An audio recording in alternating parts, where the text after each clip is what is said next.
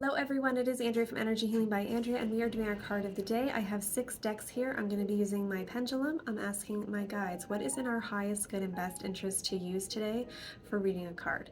So I'm going to put my hand on each one of these decks, and it is going to spin like this. And when it goes the other direction, that's the deck that it wants us to use, okay? So the energy's out there, and the guides are going to help us pick. So the Oracle of the Unicorns, the Rose Oracle, it's that one. Do you see how I went that other way? Moonology, it's going back that other way now. Hummingbird Wisdom, the Starseed Oracle, and the Star Temple Oracle. So we are going to read from that Rose Oracle today, and we are going to see what is in our highest good and best interest to hear today. So let's see what energies are out there, what messages are out there, what do we need to hear, what do we need to know? What do we need to learn? I'm loving all these cards. Each deck is about something different, and we seem to learn something with each one of the decks. So like the Hummingbird deck, I find very interesting, learning about like hummingbirds. This one is the Rose Oracle, so we learn about the roses and all the stuff connected to that. Starseeds, Moonology, the Star Temple Oracle, when we learn about the 7 sisters of the Pleiades. Very interesting stuff. But what do we need to hear today? The Breathing Rose. Heart healing, emotions, connection, and time eases.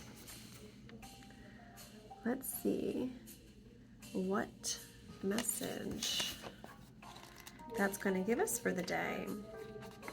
So, often, healing is slow, steady process. It's complex, not linear. It takes as long as it takes, and most of the time that's much longer than we would like. But like all things in nature, there's a mysterious intelligence to it.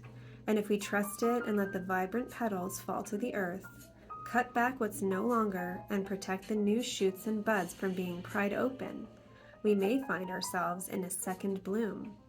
And fruit will follow. You can't manufacture that. We must trust the great mystery in the process. The bud somehow manages to burst through this constraints by opening to life. All of nature has this intelligence within it. The challenge when we're through a time of healing, which is another word for growth, transformation, and change, is not to close ourselves off from the world when we most want to separate and shut down.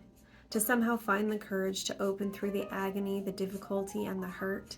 And when we feel safe enough to let life soften us and not harden us, to deepen and cradle us. This is a card of deep heart healing. It will often come to us as a symbol of emotional healing that's in the process of happening. The mending's underway. Treat yourself and your healing with compassion, understanding, and gentleness. This is a card of deep encouragement that you're doing it. Time will ease everything soon.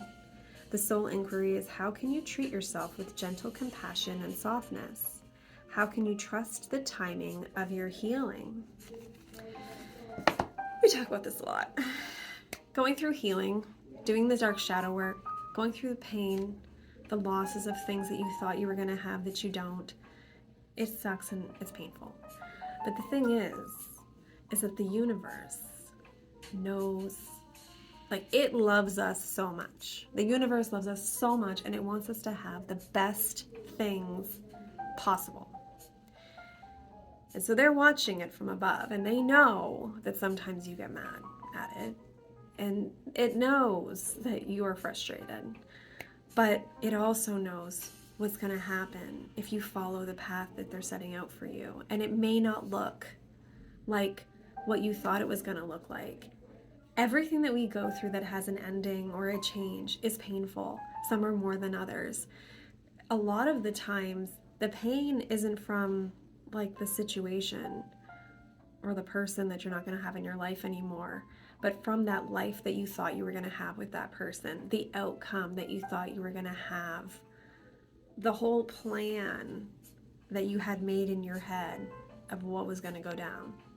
And when that is like taken away, or when you end something, I feel like that's the grief we feel a lot, is like that, the pain of what was supposed to be that is no longer. And so I feel like a lot of us, through all of those losses, have this like little picket fence around our heart that's blocking us from being truly happy, from being truly vulnerable, allowing people in, allowing situations in, being open to receive all of the great stuff.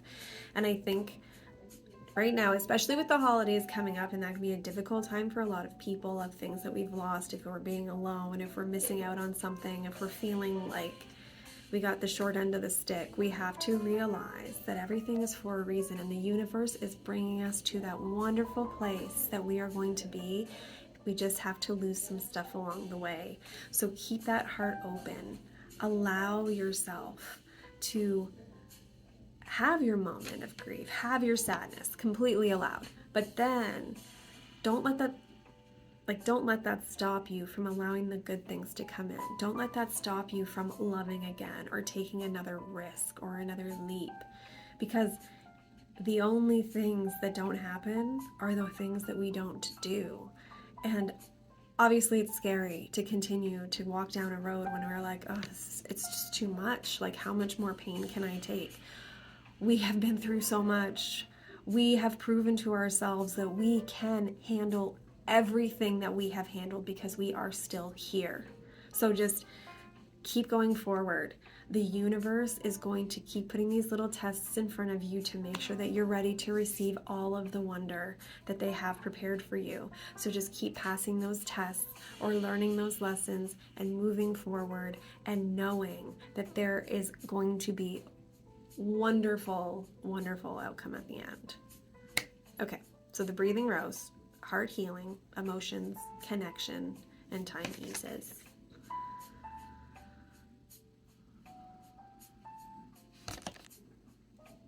Have a great day, guys.